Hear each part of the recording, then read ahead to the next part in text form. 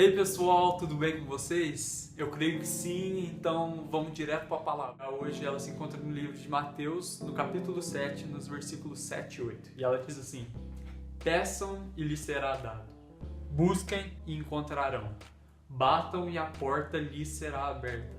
Pois todo aquele que pede, recebe, o que busca, encontra, e aquele que bate, a porta será aberta. Esses dias para trás eu estava lendo essa mensagem e eu confesso que minha cabeça bugou um pouco, porque me veio na mente na hora aquela imagem do Deus micro-ondas que em tantos lugares hoje é pregada e com qual imagem eu nunca concordei. Esse Deus micro-ondas, o qual você coloca seu pedido lá dentro, coloca o tempo que você quer receber e ele já sai prontinho. Isso não condiz com a imagem de evangelho que eu tenho em mente, que eu aprendi nessa minha caminhada cristã. Então eu parei e coloquei na minha mente que eu precisava procurar mais contexto para essa história, que ela sozinha assim, ela pode gerar muitos pensamentos, pode gerar muitas ideias errôneas. Então, como toda vez que eu tenho dúvidas referentes à palavra, eu busco no lugar que pode me dar todas essas respostas, que é na própria Bíblia. A gente tem que ter em mente que a Bíblia, apesar dela conter 66 livros, ela é uma história unificada e que tem um único personagem principal, que é Jesus Cristo. Então logo me vem em mente aquela passagem de Tiago 4,3, que fala que quando pedem, não recebem porque pedem por motivos errados, para os seus próprios prazeres. E a partir de então eu fui buscando mais referências a essa fala de Jesus para entender como é que a gente deve pedir, como é que a gente deve buscar e onde a gente deve bater. E eu acabei encontrando a resposta para todas essas perguntas.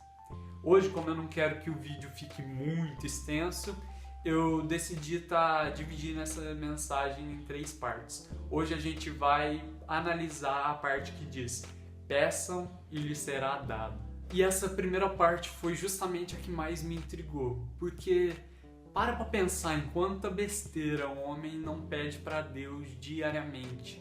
Tem até aquele filme que eu tenho certeza que vocês já assistiram, do Jim Carrey, Todo-Poderoso, que tem uma parte que é justamente isso: Deus resolve responder todas as preces humanas. E aí todo mundo ganha na loteria e acontece um tanto de coisa e no final a cidade entra em colapso. E, embora seja uma comédia, acho que aquilo retrata um pouquinho do que aconteceria de verdade se Deus atendesse a todas as orações positivamente. Mas graças a Deus, Jesus deixou muitos outros versículos que vai nos ensinando passo a passo como é que deve ser feito esse nosso pedido. Primeiro, eu achei 3 condições para que esse nosso pedido seja realizado. Então vamos lá, hoje a gente vai passear muito pela Bíblia. A primeira condição que eu encontrei é termos fé ao fazermos esse pedido.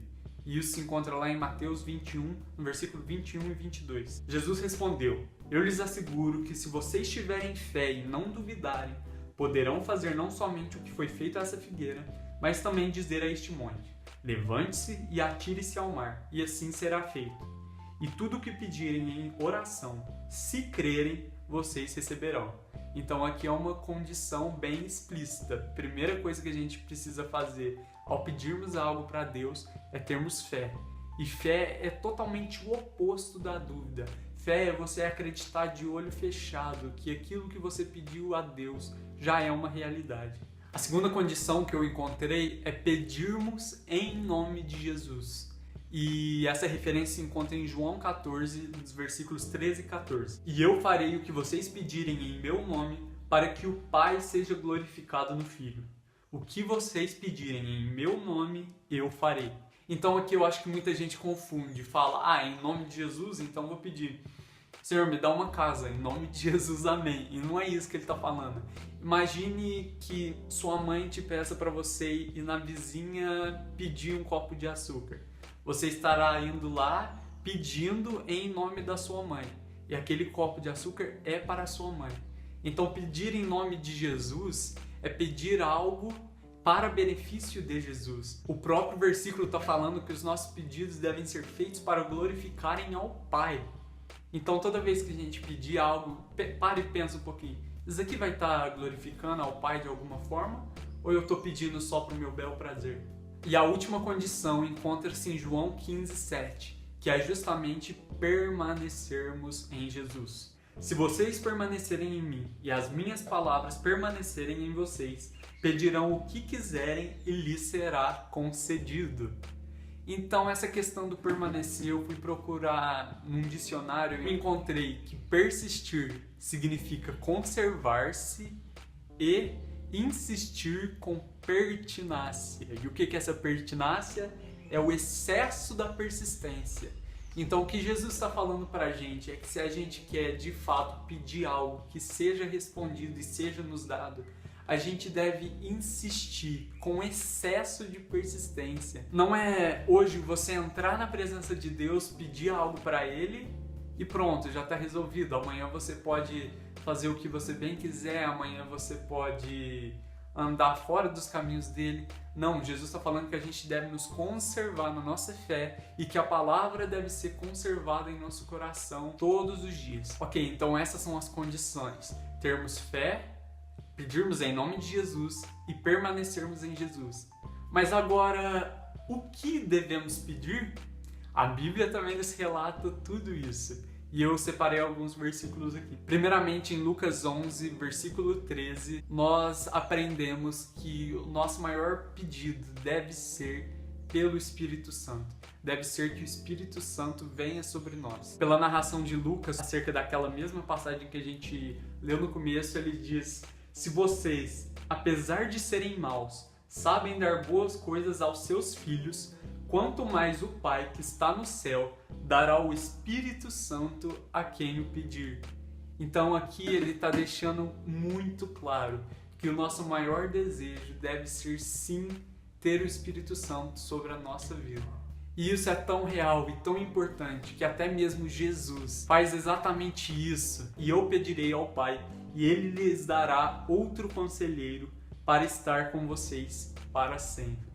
Então, se Jesus pediu para que o Espírito Santo esteja conosco, quanto mais nós devemos pedir ao Pai e seguir o exemplo de Jesus, pedindo para que Ele derrame o Espírito Santo sobre a nossa vida. Um segundo grande exemplo do que devemos pedir a Deus é encontrado através da vida do rei Davi em Salmos 27, versículo 4. Uma coisa pedi ao Senhor, e é o que eu procuro, que eu possa viver na casa do Senhor todos os dias da minha vida, para contemplar a bondade do Senhor e buscar sua orientação no seu templo.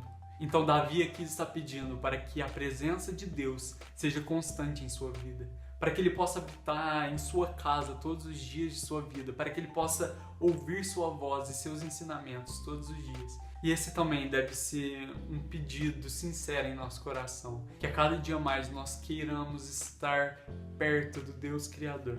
E o último exemplo que eu quero deixar aqui foi algo que Jesus falou lá em Lucas 10, versículo 2. E lhes disse: a colheita é grande, mas os trabalhadores são poucos.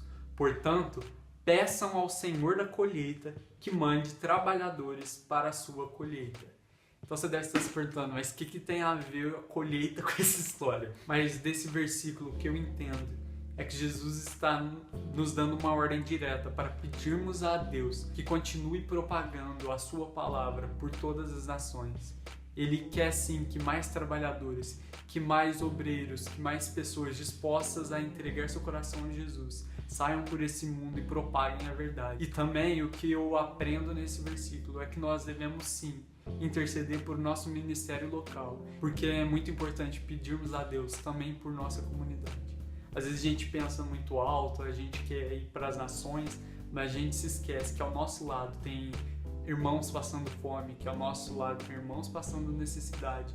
E se o nosso ministério local for fortificado, nós teremos base para fazermos tudo isso. Então também é muito importante nós pedirmos pelo ministério local. Ok, então até aqui a gente já viu as condições para pedirmos, a gente já viu exemplos do que podemos pedir, só que agora eu quero falar para vocês para que Jesus fala que nós devemos pedir essas coisas. Em João, capítulo 15, versículo 16, ele diz que devemos pedir essas coisas para darmos fruto. Vocês não me escolheram, mas eu os escolhi para irem e darem fruto. Fruto que permaneça, a fim de que o Pai lhes conceda o que pedirem em meu nome. E dar fruto, meu irmão, significa cumprir o propósito que foi determinado para você. Dar fruto significa ser a luz de Jesus em meio às trevas. Dar fruto significa salgar fora do sal. E isso é o que Jesus mais deseja que façamos. E para encerrar a mensagem de hoje, Jesus fala que devemos pedir essas coisas ao Pai para sermos felizes. João 16:24 diz isso. Até agora vocês não pediram nada em meu nome. Peçam e receberão, para que a alegria de vocês seja completa. Meu querido, Deus nos criou para Ele. E Ele, mais do que ninguém, sabe que nossa felicidade completa só será encontrada quando nós largarmos o nosso egocentrismo, nós tirarmos de nossa oração o eu, meu, e colocarmos à frente a necessidade do nosso próximo, colocarmos à frente a obra de Deus e colocarmos à frente de nossos desejos o próprio Senhor Jesus. A esse ponto você deve estar se perguntando, mas Davi, quer dizer que eu não posso pedir para Deus nada para meu benefício? E, meu irmão, não é isso. Eu não quero colocar aqui para você regra do que você deve ou não conversar com seu pai, porque esse relacionamento é íntimo e pessoal entre você e ele. Mas o que eu estou dizendo aqui é que Jesus nos ensinou formas muito mais profundas de nos chegarmos a Jesus e de pedirmos a Ele coisas que de fato serão benéficas, não somente para nós, mas para que a glória de Deus seja manifestada na terra. Já sobre essas outras coisas e desejos pessoais, eu vou estar abordando mais no próximo vídeo, que vai retratar sobre a questão de busquem e encontrarão. Então basicamente foi isso por hoje. Perdão se eu me estendi um pouquinho, mas realmente eu não queria deixar nada disso que Deus me falou de fora da mensagem. É justamente por isso que eu estou dividindo essa mensagem. Eu não quero que a palavra se esfrie em sua mente, então eu vou tentar, não prometo nada, mas eu vou tentar estar lançando a segunda parte dessa palavra no meio da semana e a parte final no próximo sábado, como de costume. Se essa é a primeira vez que você está visitando o canal, seja muito bem-vindo. Esse canal aborda basicamente questões sobre o cotidiano de uma vida cristã e sobre o próprio Jesus. Se você gostou desse vídeo e gostaria de acompanhar o restante dessa mensagem, não deixe de se inscrever aqui no canal. Também assista as palavras que você ainda não assistiu e também a canção que nós gravamos semana passada. E é basicamente isso. Fique com Deus, te vejo em breve. Tchau, tchau.